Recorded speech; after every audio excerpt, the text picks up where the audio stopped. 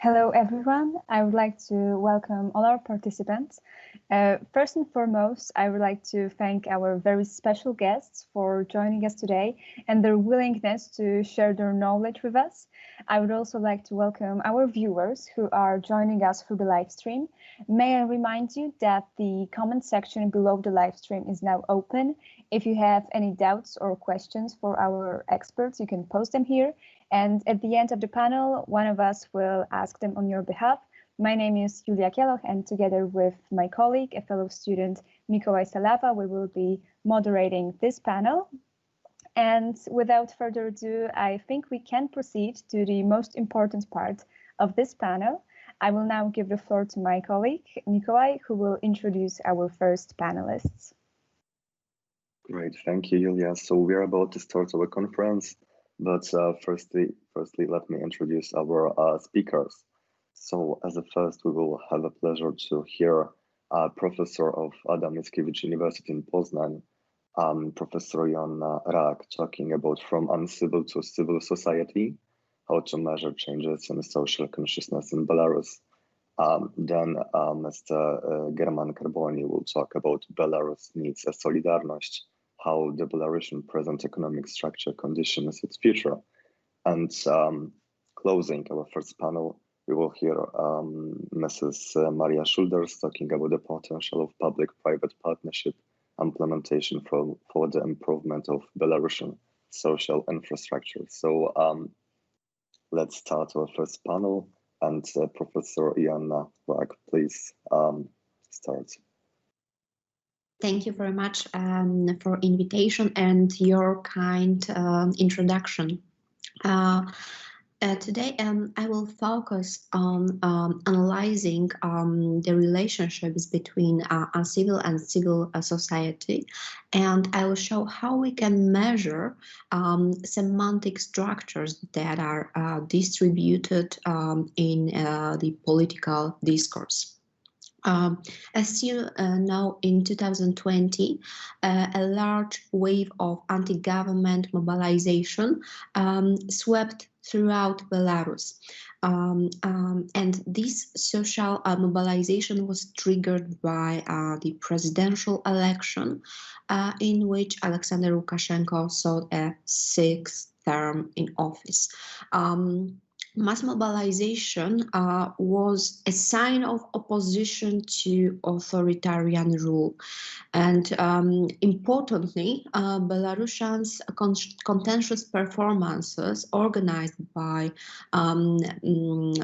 people, by social and political activists may be perceived as a transition from uncivil towards civil society at the consciousness level. And my paper aims to formulate a research tool that applies to measure this change and covers semantic structures which are typical to uncivil and civil societies. My major argument is that the semantic structures of political gnosis, also called Gnosticism, are measured with 5 scales, one for each qualitative indicator. Political Gnosticism is a political cognitive structure typical of uncivil societies. Its antinomic types is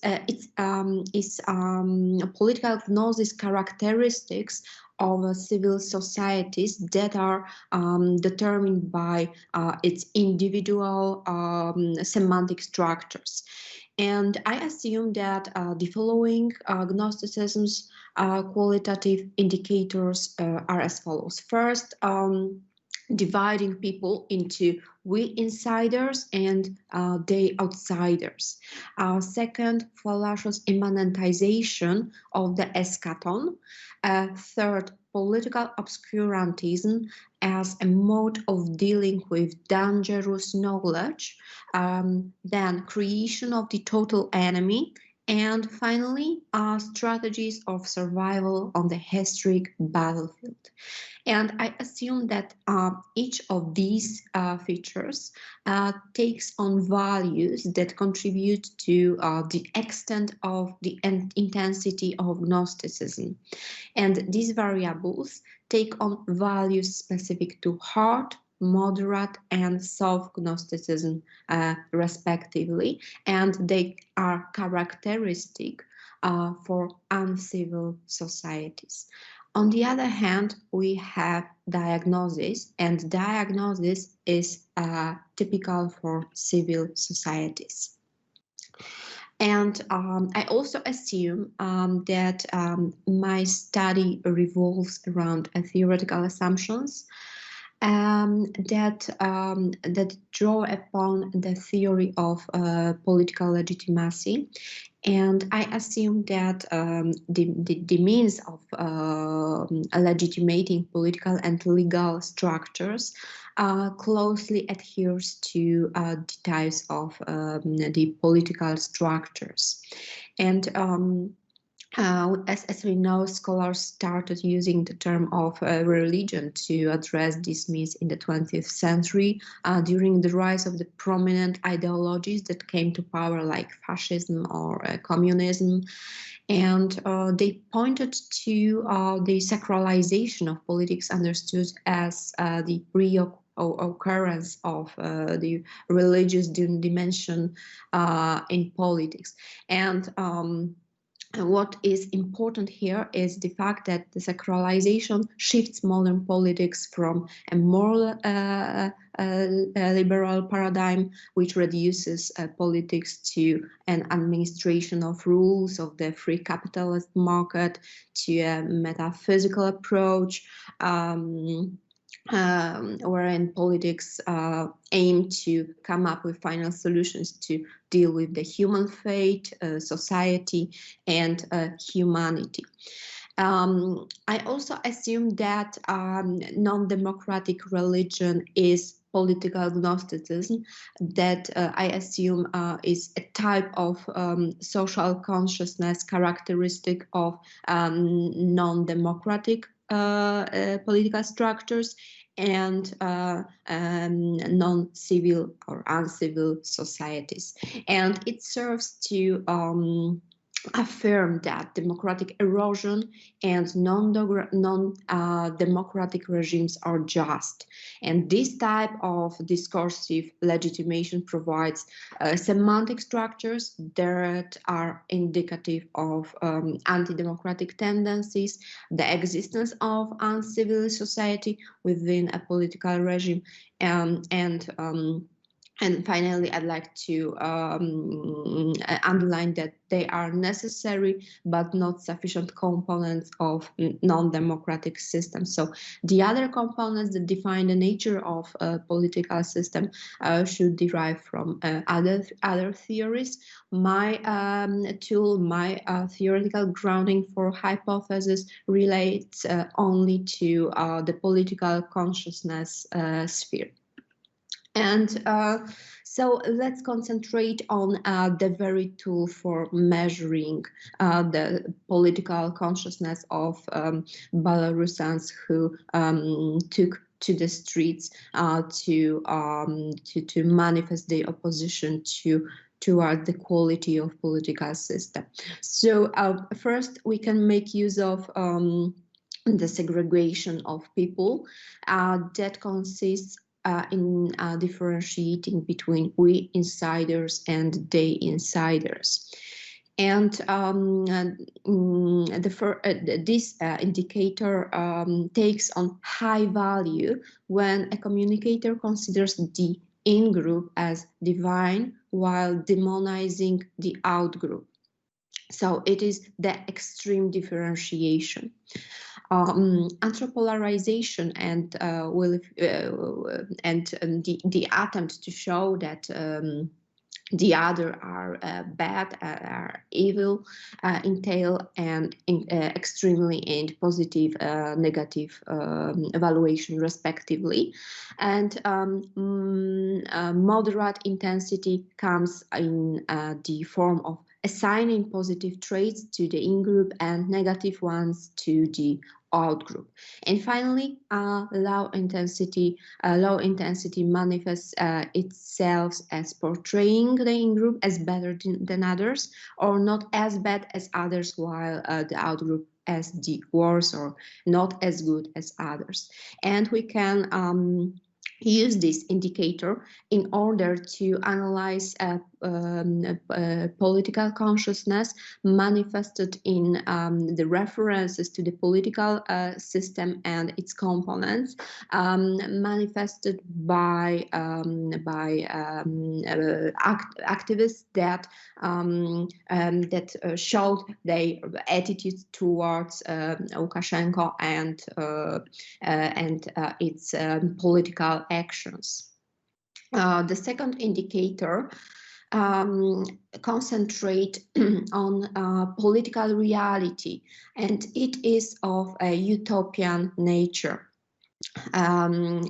Here we refer to the assumption that political reality is created in a particular way, and it may be achieved. And the very process of achieving the desired political structure is here treated as lofty goal in the future. I'd like to emphasize that the intensity of political Gnosticism depends on a change variant that provides sense for the activities of the communicator. A homogeneous criterion for the variant distinction is a means of changing the unacceptable reality that we deal with in present, and change it into a utopian state. And we, when the measurement is concerned, the high intensity includes the use of active physical violence by the representatives of a particular society. The moderate form rests on the use of threat, passive physical violence. And low intensity emerges through non-violent means or unspecified methods. The third indicator relates to political obscurantism as a mode of dealing with dangerous knowledge. And here a communicator, the representatives of the protesting activists, purposefully withholds information from dissemination to maintain an existing order or establish a new one. And intrusive information is hence considered detrimental to the transformation of present reality into a desired state, as it supports the outgroup, the total enemy, and threatens the in-group and the integrity of the supposedly good world. And I'd like to point to the fact that we can also determine here the strategy of attacking non-Gnostic knowledge, which determines the intensity of political Gnosticism. And on the basis of this criterion, we can differentiate between three types of intensity of political Gnosticism that can be located also on a scale. And a high intensity emerges if a communicator displays overt hostility towards dangerous knowledge, which is to be annihilated. A moderate intensity entails presenting non-Gnostic knowledge as fake, misleading news, And finally, a low intensity is achieved by tabooing non-Gnostic knowledge, rendering certain information unmentionable. So it is just the removal of particular semantic structure from a political discourse. And the fourth indicator relates to the figure of the total enemy. And the total enemy is a social subject whose identity and deeds are replaced by analogies and the descriptions of its innate being. And I assume that the construction of total enemy may also determine the intensity of political Gnosticism. And the distributors of these political and semantic structures differentiate between how intensively the total enemy threatens the in-group and the internal world. And we can determine the highest intensity, which occurs when the total enemy becomes a menace to the in-group's lives, health, and the existence of the internal world. And moderate intensity appears if the total enemy endangers the material security of we insiders and our world. So material security is violated when people lose material resources or when public property is damaged. And low intensity emerges when the total enemy jeopardizes the stable functioning of the internal world and those who belong it. The last feature I have distinguished is related to strategies of survival on the historic battlefield. And here we can point to a desire for self-perpetuation that results in strategies pertaining to survival on historic battlefields that is understood in a metaphorical sense as the place where good and evil clash. And also I've distinguished between three types of political Gnosticism, and the hard political Gnosticism takes the form of annihilation, and it draws upon claiming that non-Gnostic resources, either material or non-material, are to be annihilated and condemned as totally inconsistent with the native world. And the moderate feature rests on isolation. So people assume that they have to be separated from the others. And finally, low intensity takes form of escape. So people aim at avoiding being in any relationship with non-Gnostic resources. To sum up my discussion on the features that are characteristic of semantic structures distributed by political subjects that mobilize in a particular goal, we can point to the fact that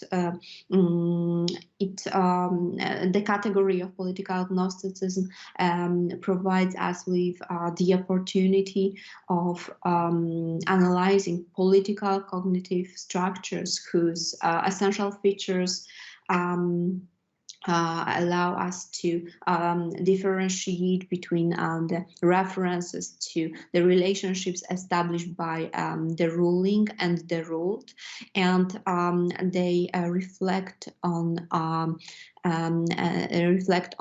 the development of the relationships and the future of the own political structure and allow people to formulate and achieve the desired goals that are that draw upon the desire of achieving the utopian state. And my last conclusion is that this political thinking structure is typical of non-democratic regimes and uncivil societies. And the lack of these features in political discourse typifies civil societies. And when we look at the political discourse created by Belarusian activists, we can observe the lack of most of these features, which is indicative of the process of Belarus becoming a civil society. However, some features like the references to the total enemy still exists, so the elements of the non-democratic political consciousness still occur, and finally we can point to the fact that we can observe the process of creating civil society in Belarus, although we still observe a hybrid form in most of political manifestations of political thinking. Thank you very much for your attention and time, and I will be happy to address any questions that may occur.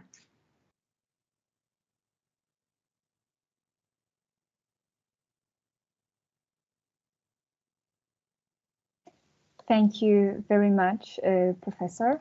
I think we can proceed with the next presentation by Mr. German Carboni from the Louis University. Mr. Carboni will be delivering a presentation entitled Belarus Needs a Solidarność, How the Belarusian Present Economic Structure Conditions its Future. Mr. Carboni, welcome.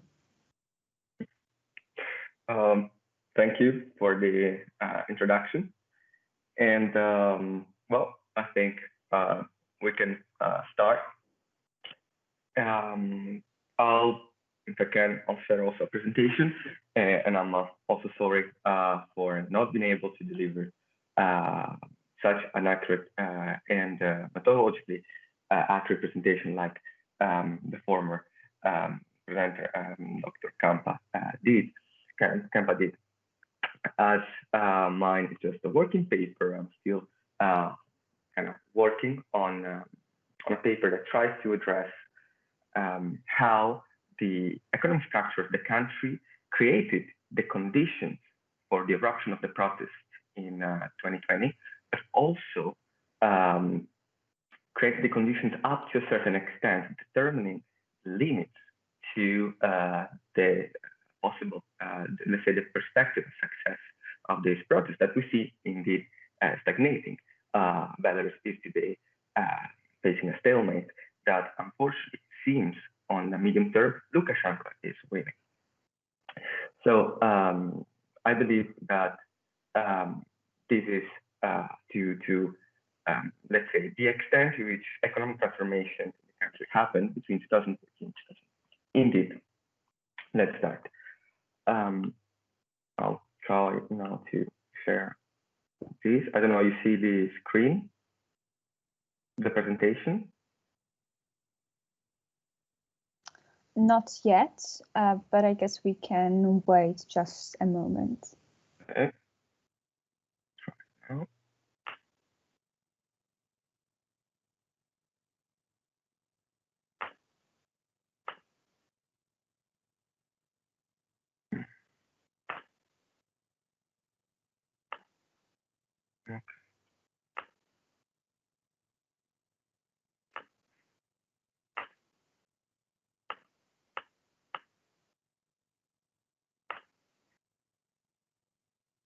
Okay.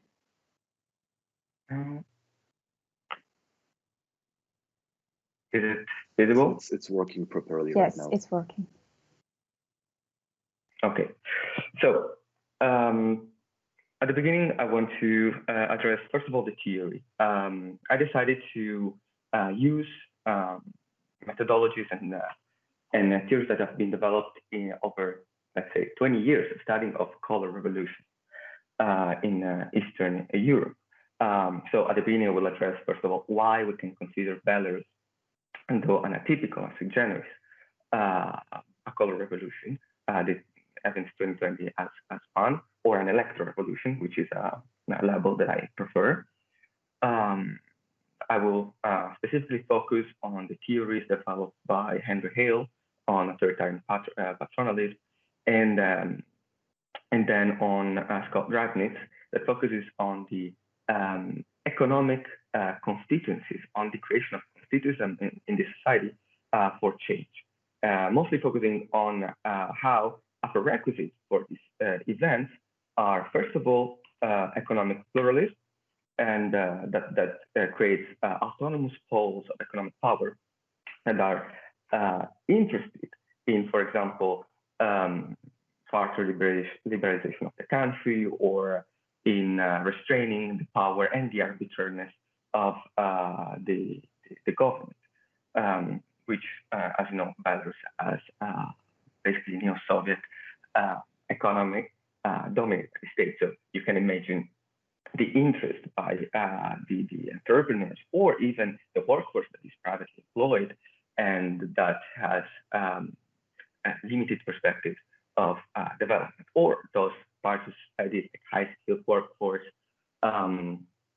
IT workers, especially in the last years, and so on. That would be clearly way more advantage from an open economic model, or a more open one, and a more liberal one, in addition to, of course, civil and political, additional civil and political rights.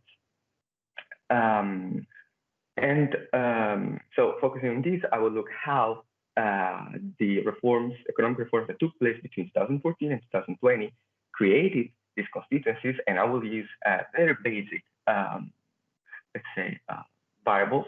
I will indeed look at the economic ones. This indeed, I'm still at the beginning, at the starting stage of research. So I will look at the distribution of foreign direct investment, the change in the salaries in the different regions due to their influx, and finally on the rise of small medium enterprises in Belarus in the last years. Then we will assess the extent to which this change happened, enough to enable the protest, not enough to create the conditions for their success. Indeed, Belarus remained a country in which the workforce is still mostly employed in state-owned enterprises that have an industrial character. Indeed, we still have an industrial workforce that is less interested in the liberalization of the country and has more to lose from the ousting of Lukashenko than from its continuing ruling. Indeed, this is why I decided to call my presentation like this. It is at this stage of the economic development of the country impossible to imagine its change without the organization and mobilization of the working class, like indeed it happened in Poland in the 80s. So we will just quickly look at the correlation between the electoral and political behavior in Belarus and these economic variables that I previously mentioned, especially how we can already give a class character to this process. This process, although of course very of a large extent, mobilized a great number of people, but have at the end of the day, for how geographically concentrated they are, mostly Minsk in the last month, and the profile of the people that you can see in the class, especially the most active students, as I said already, teachers, high-skilled workforce. Remember, for example, the neighborhood that has been completely cut from the electricity and water in Minsk was the neighborhood, I mean, as a punishment for the solidarity with the process, was a neighborhood that was mostly inhabited by ITC workers. We will look at the correlation, and finally, we will look at the role that the working class had and didn't have, and how their, let's say, passive neutrality at the end is beneficial for Lukashenko's government. And then we'll try to imagine what can be the future of the country based on the actual, the current economic structure. So I will try to go very fast over this because my time is flying. So the question, first of all, that we should ask ourselves is why this happened in 2020, not in 2011 or 2015. There are several explanations. Some of them would focus on the fact that, for example, in 2015, we were right after 2014. So after the Ukrainian crisis, there was the Russian menace and threat. And so the country kind of mobilized around Lukashenko. That would be the economy.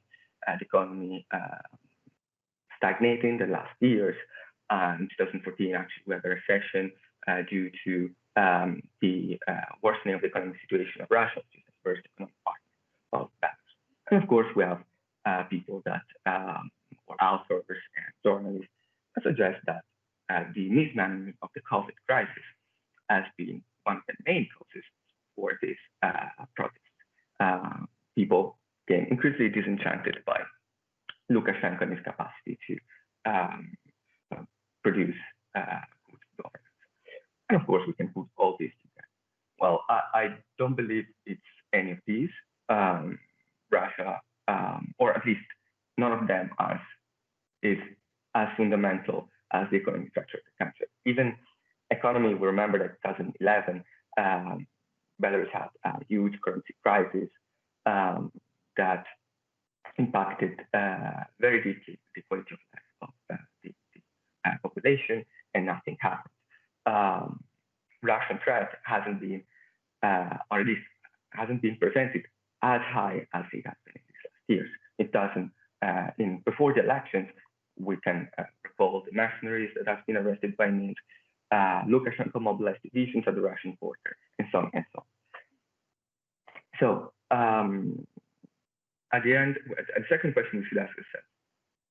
So how these manifestations and protests happen, and why they're not succeeding at the same time. So how is it possible that we are, for the first time, the eruption of great protests in a country that we believe was immune to such events, but how and why they end up being limited in their capacity to challenge the regime. So I think that if we look at the protests, they have a limited geographic scope, and we can clearly see lack of the labor participation in these protests. I believe these are the main reasons for their ineffectiveness, and we will try to understand why they take this shape. And again, as I said, I believe this explanation has its roots in the Belarusian system. I will try to skip all the theories. I will try it correctly. I will focus on the societal analysis developed by Henry Hale and Scott Rednitz. So I will, as I said, I think the main explanation for events like color revolution has to do with the production, the emergence of economic pluralism that creates parts of societies like small entrepreneurs, high-skilled workforce, and so on, that are more interested in economic liberalization, and on the other side, create counter-elites, usually again from the economic world, that can mobilize the economic and organize the human resources for change. And this is indeed what happened in Ukraine. Grassroots movements were in the square and so on, but then who organized the political change has been, at the end, the old and known faces of Ukrainian oligarchs in the first place, Poroshenko.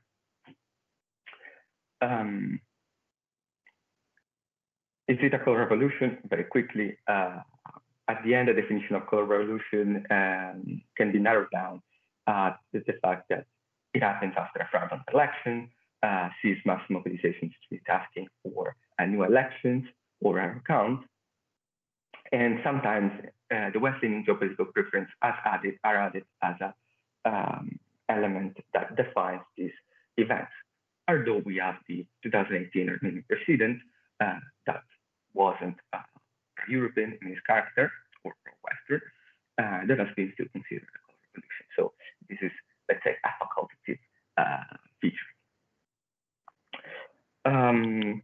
This I already explained. So color revolutions, according to Henry Hale and Ratnitz, but also Julia Gerlach, are enabled by the presence of autonomous economic powers and grassroots social pressures and organizations.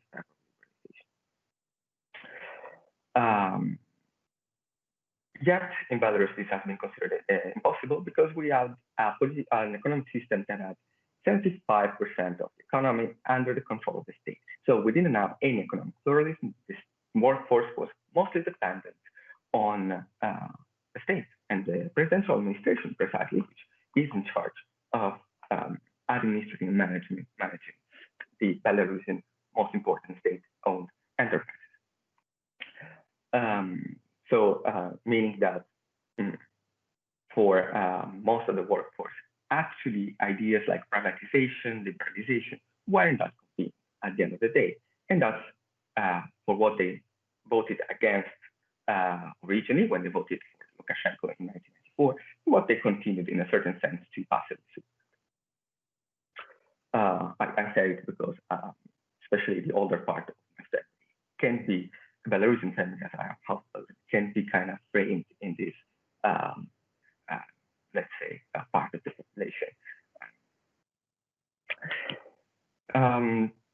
So I think that during 2014-2020, because of the Russian economic downturn, Belarus had to find in new ways money to finance its economy. This produced, I think, the most important attempt to reform the economy by Lukashenko while keeping the conditions for its political control. We had privatizations and concessions, which created, I believe, elite structures and infiltration of external capital, especially the Russian one. Then we had yes, I think we have I'm very sorry. some troubles. I should be on again. I'm sorry. I have no idea what happened. Just everything just shut down. No problem. We can hear you now. Okay, thank you. Thanks for the understanding. Okay, I'll try to go back and also try to accept. Good.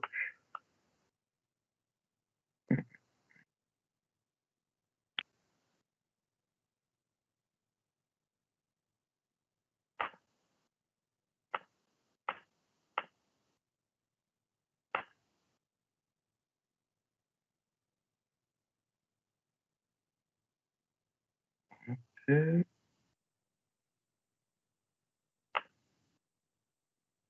Is it visible, the presentation again?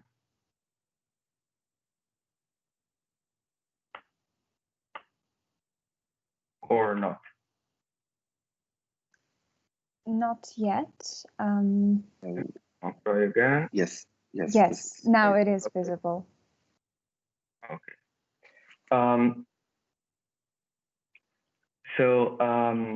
As I want to say, come back, among the impacts that elite structures, infiltration of external capital, state-owned enterprises have been, let's say, targeted by austerity. For example, it was the first time ever we had the same number, like the same rate of layoffs in state-owned enterprises and in private business. But different private businesses were still way more productive, way more efficient, and they managed to reabsorb a part of their the workforce. So in a certain sense, the government kind of tried to use the private business as a way to absorb social shocks and to then subsidize through taxes, but also through political pressures. For example, we know businessmen like Ras arrested in Belarus, extorted by the state to subsidize the ineffective and inefficient state sector. We had the reactivation of special economic zones in order to create capital accumulation through brand direct investment. And of course, this created, again, new private, let's say, subjects and enterprises that had, again, a workforce that is employed by them, and so less and less interested in the neo-Soviet Lukashenko system. And finally, we have increased public-private partnership.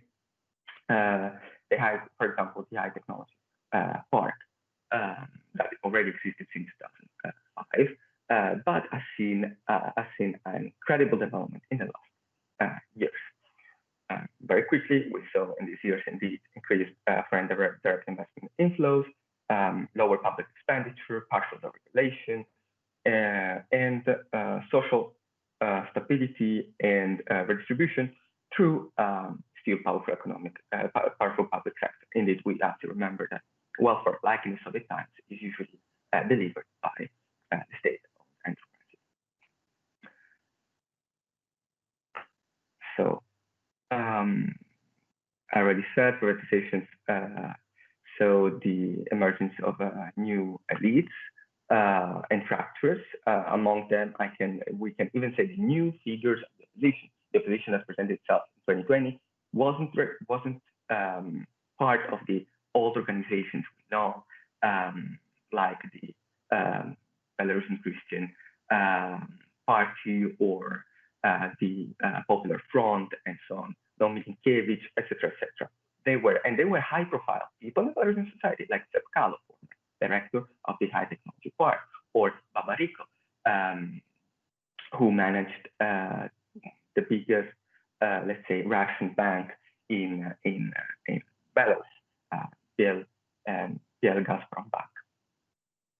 And Kolesnikova was let's say, cultural manager funded by Russian money that came from Babarika. So we can see now that there is an emergence, and then we have, of course, the small medium enterprises growing, from which Tikhanovsky has been a vocal supporter in his videos, which then prompted his popularity as one of the biggest YouTubers in Belarus. So we see a new elite that comes actually from the economic, that is a product of the economic transformation that the government has put in place, but is not satisfied by the extent to which this happens. And of course, concession and privatization also created fractures between the people that were supposed to benefit from that. So indeed, Lukashenko had to pick his more faithful, let's say, new oligarchs like Zaitsev, Alexei, Rabie, and kind of keep out some others. This creates for the first time important fractures in the monolith that then manifested in the monolith of power that then manifested itself in these elections.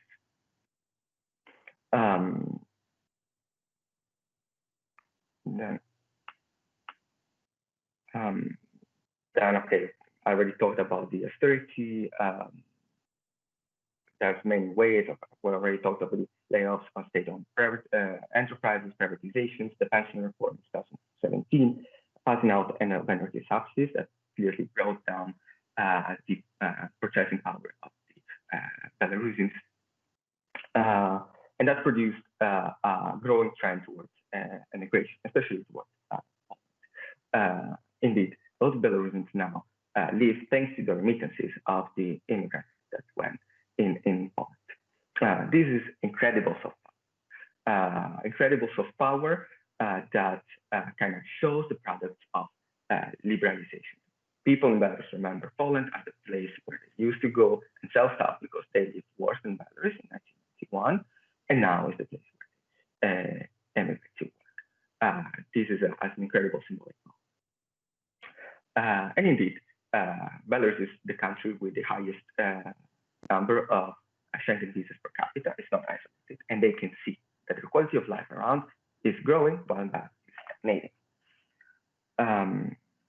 I'm not going to show here. The most important part is that we have growing small medium enterprises, friend direct inflows, and so increasing part of the population that doesn't depend anymore on the state.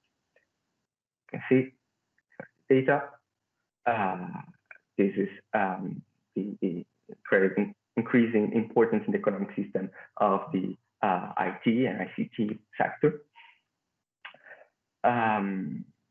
So I want to address right away how this changed the class composition in the country.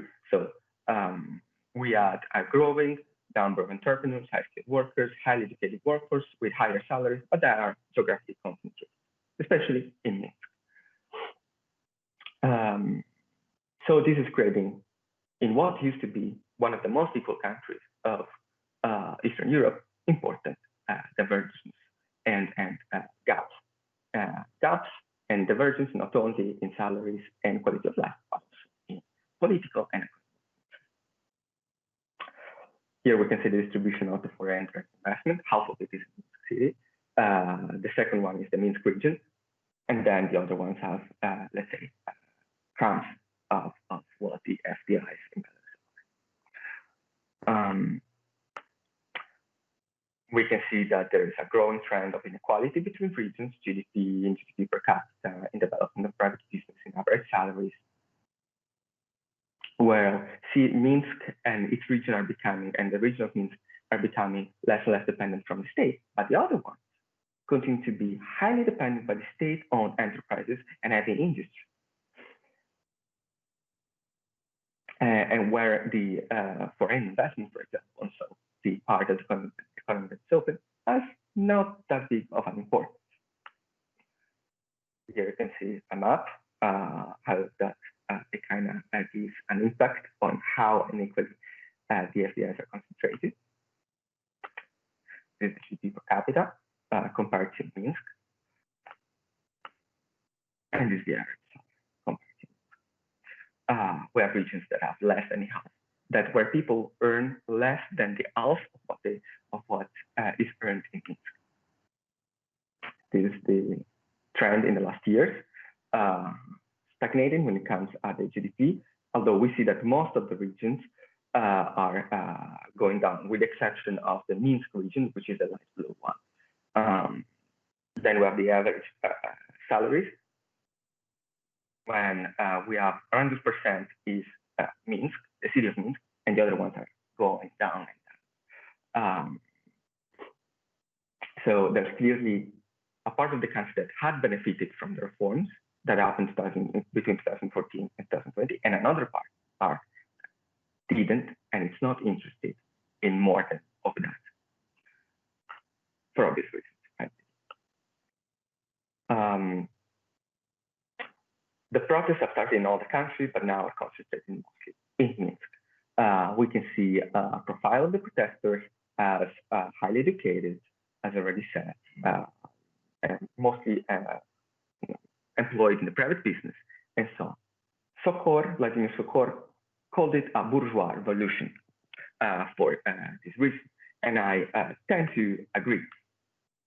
I had to use the official results, so the state results for the elections, not because I believe they are true, but because I believe they could still represent trends. So they can still give us an indication of which are the regions that voted more for the opposition and more for Lukashenko. And then these numbers are incredibly manipulated, but the trends remain there.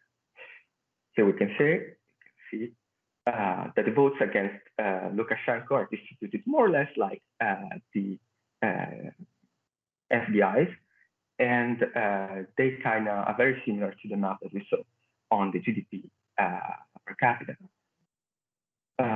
Here are the correlations, which are incredibly high between the regional share of GDP and votes against Lukashenko on a regional level, regional FDI concentration, votes against Lukashenko on a regional level, the number of small medium enterprises against, and votes against Lukashenko, and so on and so on. I try to take away the city of Minsk because that had a huge impact on the correlation. The correlation is still high, not as close to 1, but still high, between 5 and 1, and especially high when we come at regional FDIs. Again, I think that despite the impact of the city of Minsk, the city of Minsk should be kept because the correlation between regional shares of GDP and regional population, for example, is 0.95. And such high correlation is kept with all the other indicators.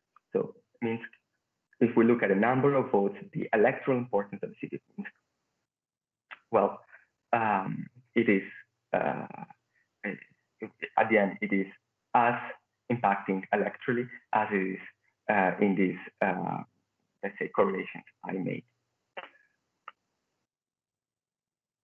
So the more FDIs, the more small and medium enterprises, the higher salaries, the more people voted against Lukashenko, mostly for liberal economic platforms like the one that Tikhanovskaya originally had, and that's now as kind of silenced for, I think, because they understood that there is a specific class profile behind their supporters, and that they weren't able to mobilize the workforce. We look at the foregoing variable, the working class, for I'm finishing. The working class mobilized in the first week. The working class intervention after a few days was what made Lukashenko. I ask you to go and look at the timelines, look at the articles. When the Belarus MPZ mass workers went to strike, that's where Lukashenko ordered the retreat of the police from the city. That's when the Minister of Interior apologized to the people. It was crazy. After that, Lukashenko took his time, because more probably because of his former communist upbringing, took his time to read the society probably and reinforce his natural constituency, the industrial world. We had a stepping up of production in Belarus, for example, new orders, Russian credits to finance the public sector. And after a while, the repression restarted to even higher levels. This time, the workforce remained in the factories. The opposition tried in every way. General strike, invited a mostly unknown worker on MPZ in their coordination council. Nothing worked. The participation also gradually slowed down, also because of the wind and so on. But the coordination council never was able to organize the workforce, nor produced an economic platform that was appealing. And indeed, mostly talked, and before the election, they mostly have supported liberal platforms that are not that appealing for those reasons that clearly lost from economic transformation and liberalization in past years. So I believe that the future of the regime depends on the economic structure, and especially from these factors we already saw. Lukashenko has already acted. He stopped all the privatizations, partial liberalization. He expanded the state, most important state enterprises with new plants, one in my native city, Joanna. This time focused on electrical vehicles, trying to step up their competitivity. IT, small medium enterprises are leaving the country, and the state is doing nothing to keep them in because there are political problems, clearly. Trade-off here. Lukashenko decided to go with the conservation of power more than the economic well-being of the country. There are three main scenarios: victory of the opposition, which I think at this point is unlikely; a Russian transition, which Russians are working on in the last months, calling for transition, funding apparently new pro-Russian subjects, and so on. And then the Lukashenko's option. He's still trying to hold on power with his own transition that is basically a replay of 1995, with the call of the All Belarusian People Congress, core parties and social institutions that are mostly controlled by parastatal trade unions that will at the end ratify whatever decision it makes. I believe that Lukashenko has understood the class character of the protest and acted, as I said. So it's likely that we see even more Sovietization of the country. in terms of so more state-owned enterprises, more state role in the economy. The extent of this depends on how much Russia is available to fund it.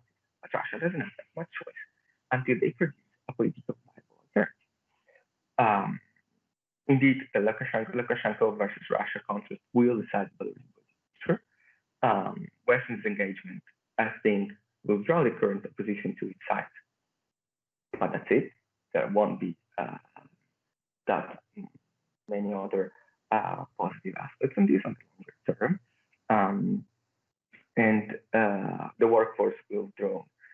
If no investment will come, no private business will develop, the workforce will kind of remain mostly in materially interested in like maintenance of Lukashenko's regime. Only Russian investment can here make a difference. So we can see that most likely options are the Lukashenko option and the Russian electrification. As I said, these options will be decided by whom is going to conquer Belarus industrial workforce. And this can, I think that Russia on the longer term has the possibility to take control of the Belarusian economy because Lukashenko has no option to keep it alive. Instead, accept a low Russian investments and Russian credits. And finally, yes, that's it. That I think is what's going to happen. Thank you, and I'm very sorry for taking so much time. Thank you, Mr. Carboni. I just want to remind all of our viewers that you can ask us on Facebook on the section, but all the questions will be asked at the end of the panel. And right now, let's move on to our next speaker, Mrs. Maria Schulders, representing Warsaw, University of Warsaw, and talking about the potential of public-private partnership implementation for the improvement of Belarusian social infrastructure. So, Mrs. Schulders, the stage is yours. Good morning. Thank you very much for having me. Just a quick question. Can you see my screen right now, or is it not sharing for whatever reason? Yeah, I can see some sharing. Yeah, right now. All right, yes, perfect. It's visible. Mm-hmm. Perfect. Thank you very much for letting me know. So good morning. My name is Maria Schulders. I am a PhD candidate at the Faculty of Management of the University of Warsaw, and I focus on researching public-private partnership. And I find the case of Belarus to be tremendously interesting with this regard. As we just learned in the presentation from a moment ago, the economic situation in Belarus is quite peculiar, and PPP is, however, on the rise. So the agenda for today's presentation is to, first of all, cover exactly what I mean with public-private partnerships, due to the fact that there are varying and different definitions of what PPP entails. I would like to then go on and cover what Belarus needs public-private partnerships for, as well as the growing potential of PPP implementation in this country. I would like to then move forward with sharing and showcasing the institutional framework of PPP in Belarus, showcase some PPP pilot projects on the basis of one most recent case study. And then I would like to move on to my conclusions, covering the progress of PPP development in the country, as well as shortcomings. So what are public-private partnerships? PPP basically involves a private sector supply of infrastructure assets for the implementation of services and projects that have been traditionally provided by the government. So let's look at a hypothetical example of the government wanting to construct a new hospital. Generally speaking, the way this is usually done is that the government itself searches for a contractor to build and facilitate the infrastructure investment. However, PPP entails that the government no longer is responsible for the planning and design of this of said infrastructure investment, but in order to achieve the construction of that investment, hires a private partner which then is contractually agreed upon for a given number of years, during which the government pays availability fees. I will get a little bit more detailed with the description later on when covering a case study of PPP in Belarus. But the primary reason for which PPPs are conducted are basically that you have a risk transfer, whereby whenever the government takes over and finalizes and constructs an infrastructure investment building itself, this usually takes a lot longer because the government is not specialized in construction and facilitation of building, and also it tends to be more expensive to realize infrastructure investments by a government as it is as compared to private entities. So to summarize, PPP covers a tool that helps governments leverage the expertise and efficiency of the private sector, thereby increasing the quality and lowering the costs of public infrastructure investments. However, without the emergence of full privatization, which, as I'm going to also cover in a moment, has some major downsides. Which brings me to the question exactly why Belarus needs public-private partnerships and why the government, as we just learned in the recent years, has been more and more focused on implementing PPPs and bettering and improving their regulatory framework in that regard. To summarize it, Belarus needs social infrastructure and cannot finance it itself. According to the Belarusian government, before the year of 2030, an estimated $44.5 billion in capital investments are needed in Belarus to maintain the current pace of infrastructure development, and the national and municipal budgets do not permit for such investments due to the fact that many public entities, both on a national and a local level, have already reached their debt ceiling. And as I'm also going to cover in a moment when looking at the regulations, PPP offers a pretty useful tool at increasing, so to say, the budgets available to Belarusian public entities in order to construct new investments, despite the fact that in many cases they already reached their debt ceiling. The main areas in which the Belarusian government needs investment are most importantly, and this has been also showcased in many news reports, the healthcare and social services sector, due to the fact that many facilities, especially hospitals, are basically falling apart. The quality is not in any way up to standards, which the recent corona pandemic has also underlined. But other facilities and areas that have been pinpointed by the government of being in urgent need of investment are areas like education, namely universities and schools, sport and tourism, culture, infrastructure, and what is meant by that is usually roads and railroads and waterways, as well as social housing. So there are a vast array of sectors and areas that are in dire need of investment, with the government not being capable of financing it from their own budgets. Which brings me to the question exactly how social infrastructure can be financed, and why I'm making of this presentation the argument that PPP is one of the better solutions for Belarus to finance this very much needed investment into social infrastructure. Generally speaking, like I mentioned at the beginning of my presentation, social infrastructure is realized in the vast majority of cases through self-realization, namely via the public entity taking out a loan itself, being responsible for the construction, design, etc. of the project. This, however, due to the rising or the increased reaching of more and more public entities in Belarus of their debt limits, is not possible. And because of that, if no other options are taken, Belarus would not be capable of financing their dire social infrastructure needs at all. The second option of financing social infrastructure generally available is full privatization of certain areas of social infrastructure. That would be, for instance, the privatization that we see in roads, where users in order to access highways, pay tolls, or as we can also see with the example of the private healthcare sector, for instance, in the United States.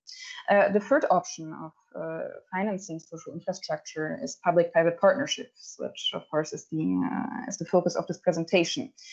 So due to the fact that Belarus has no budget, in essence, to self-realize their infrastructure projects, the main two options available are full privatization or PPPs. What is the problem with privatizing social infrastructure? Generally speaking, privatization offers a huge array of upsides. It has been showcased that, unfortunately, the involvement of public administration in the majority of investment projects ultimately leads to higher costs and longer realization times, which the private sector, thanks to private sector efficiencies and specialization, can vastly reduce, which also, of course, leads to lower expenditures and improved quality for the same financial amount. However, there is, of course, one major downside with full privatization of social infrastructure, namely the fact that, from an economic standpoint, it does increase inequalities. So whenever you privatize certain institutions, this is usually related with charging fees for usage of a service. Like I mentioned, the example of the private healthcare sector in the United States. Which means that access to those infrastructure investments to individuals of a lower income would be restricted. As we just learned a moment ago, Belarus is currently facing a growing problem with inequalities, which is generally also visible by looking at their Gini coefficient, which showcases another problem, namely that there is a very strong relation between inequalities as measured through the Gini coefficient and an increase in crime and violence, which is another problem visible in Belarus. So there are many upsides to privatizing infrastructure. However, at the same time, it does offer a huge array of downsides, which PPPs can essentially eliminate, which is the reason for which I believe that PPPs offer a great solution for the fact that Belarus needs urgently investment in their social infrastructure.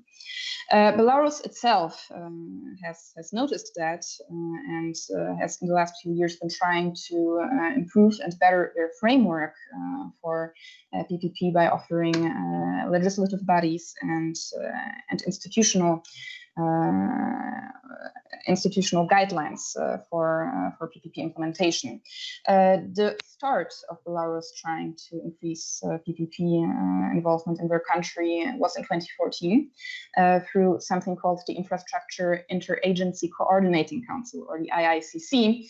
And in the same year, even in the same month that said body was created, there was also the creation of a Center for PPP in Belarus. So the main reason for that was due to the fact that calculations showcased to the government the huge needs of social infrastructure investment combined with a lacking national budget to finance them.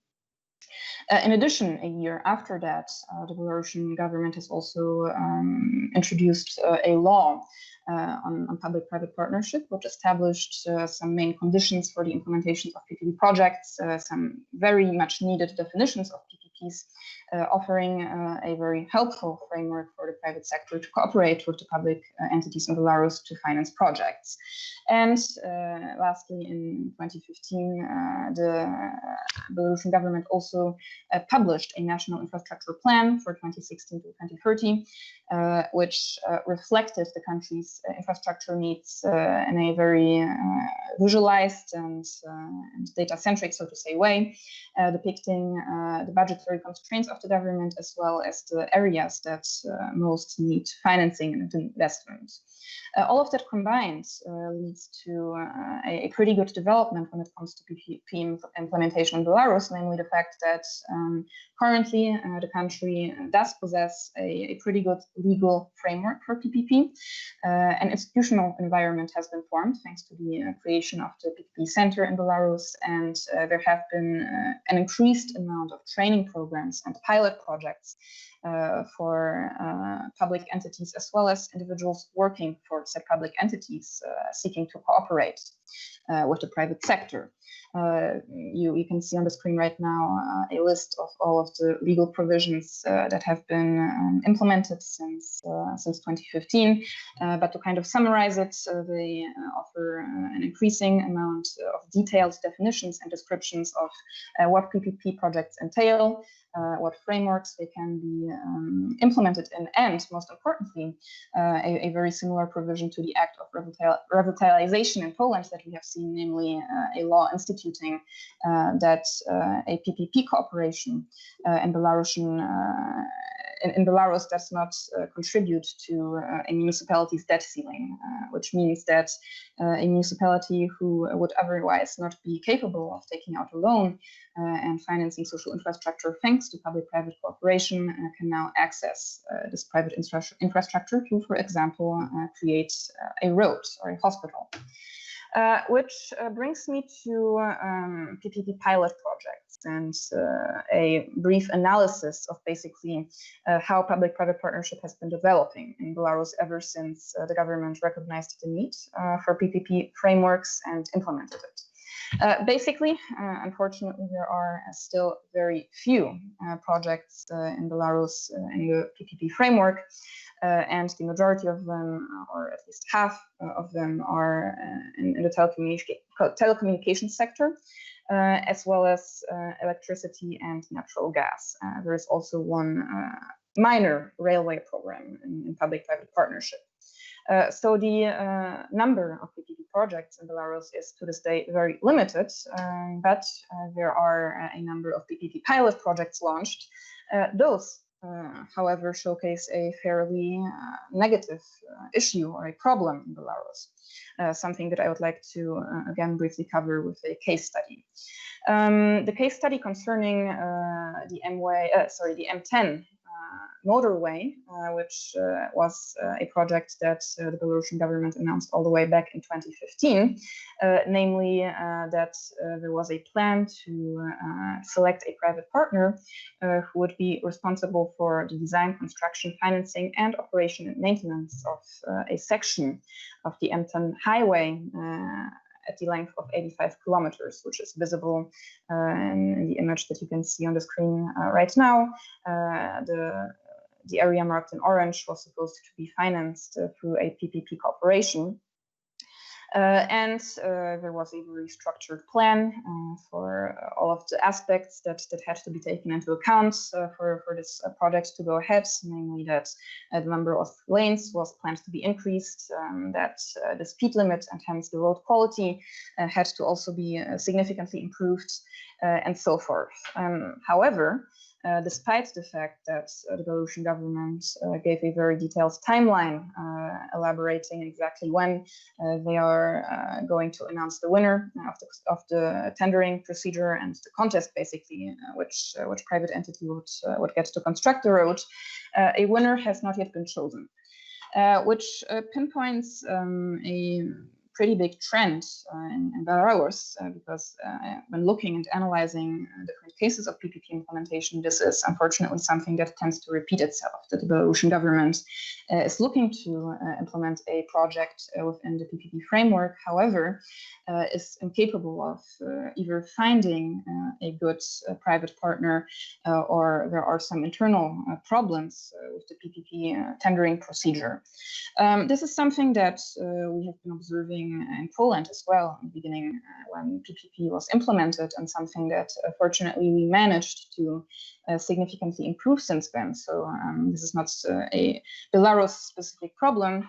However, it shines the light onto a much bigger issue, namely the fact that there are huge administrative barriers for Belarusian public authorities and administration to implement PPPs, namely due to the fact that the vast majority of public entities are inexperienced with PPP implementation. They do not understand or know all of the difficult aspects of the PPP tendering procedure, which unfortunately is one of the major contributing factors to failure, as at least to the day we're speaking is also the case of this most recent PPP pilot project in Belarus. Which of course starts out a negative feedback loop, namely each failed project also disincentivizes other projects from starting, and that at the end of the day is an issue for Belarusian quality of life, because without functioning infrastructure, of course, we have issues ranging from healthcare problems to educational problems. To kind of summarize this failed case study and the observations of Belarusian PPP implementation from the past few years, it is kind of a mixed bag, because on the one hand, we have a large number of progresses. The first one being that the Belarusian government acknowledged the necessity of PPP implementation and created a legal framework for PPP. However, when looking a little bit closer at the legal framework, it is yet too broad. There are no detailed specifications or guidelines which would make this cooperation a lot easier, not only for the private entities involved, but most importantly, offering administration a more detailed and thorough understanding of what PPP entails. We also, in terms of progress or the upsides of the recent years of PPP in Belarus, have seen that we did see the adoption of a PPP budget code, and we also saw provisions that showcase or outline that PPP does not account for public debt. We, however, simultaneously, unfortunately, also have the absence of legislative explanations of the different PPP types, ways, and models. PPP is a very complex cooperation. It does have a lot of different mechanisms and models, none of which, unfortunately, to this day have been thoroughly outlined in Belarusian legal provisions. PPP projects based on long-term governmental infrastructure plans have also been adopted by the central government, as can be seen by even just the national forecasts up until 2030 and the documents that I mentioned regarding the infrastructure needs.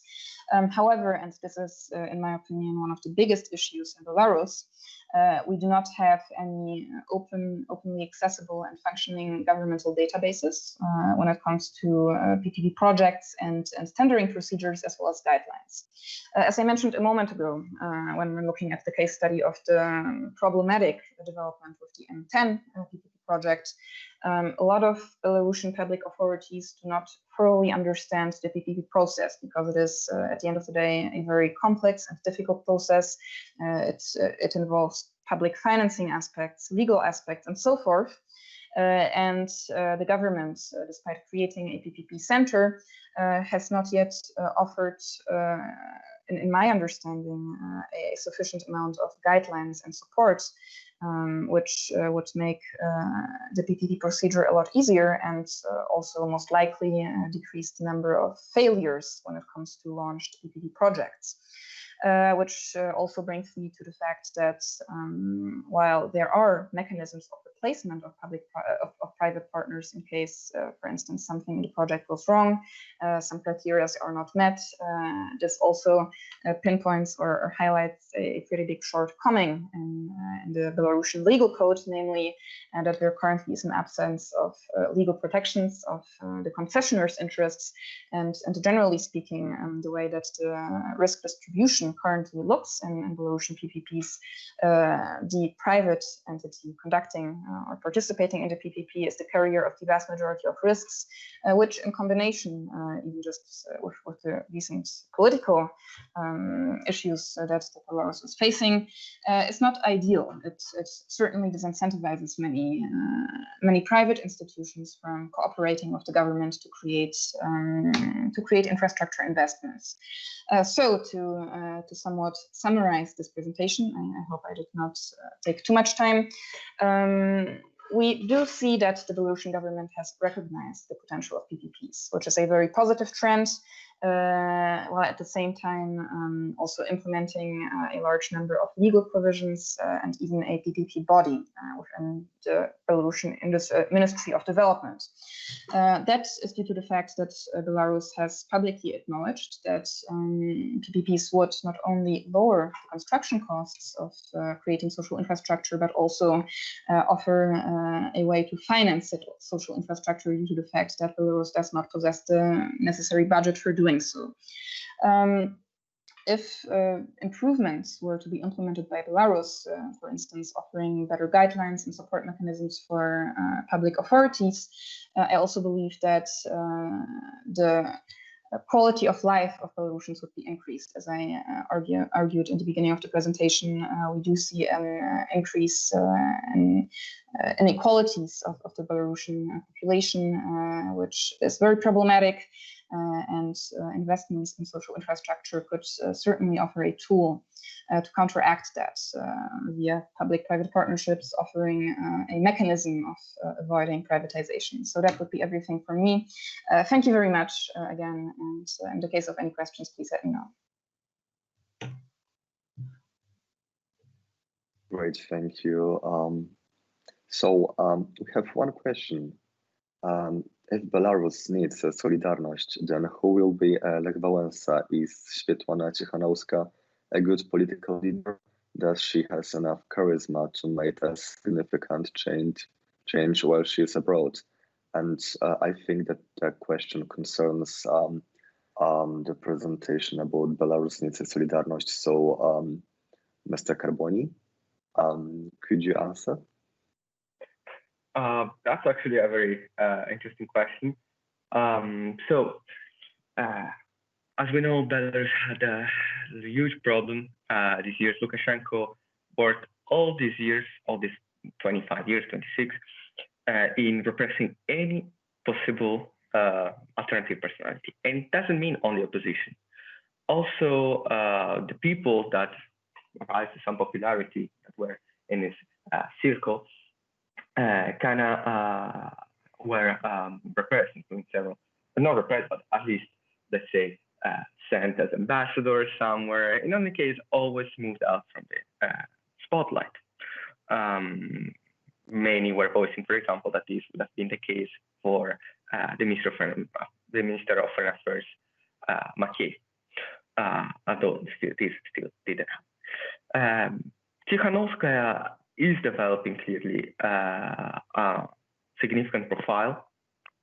And although abroad, I think if she works out a platform that could be actually attractive for the workers and start working with the few existing autonomous trade unions, with the let's say, parts of dissent internal to the existing ones and so on, she could probably carefully and clearly not in the short term, at least in the medium, so over a few years, eventually also become some sort of Belarusian Lech Wałęsa. Although I think that this really would take a lot of time, and probably today such a personality is lacking, as the entire organizational structure that enables Lech Wałęsa to be Lech Wałęsa is today lacking. And that's what the Coordination Council should try to put in place.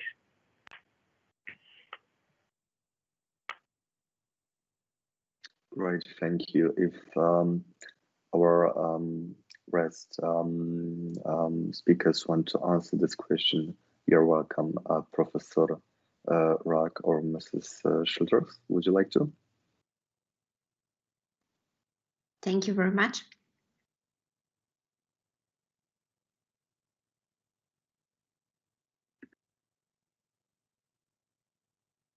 All right, so I think that we have finished our first panel. If there's no more question, I want to thank all of you for being part of our conference, of presenting very interesting ideas, and thank for all of our viewers for joining us and being part of our conference. Thank you and have a nice day. Thank you. Thank you. Bye. Thank you. Bye.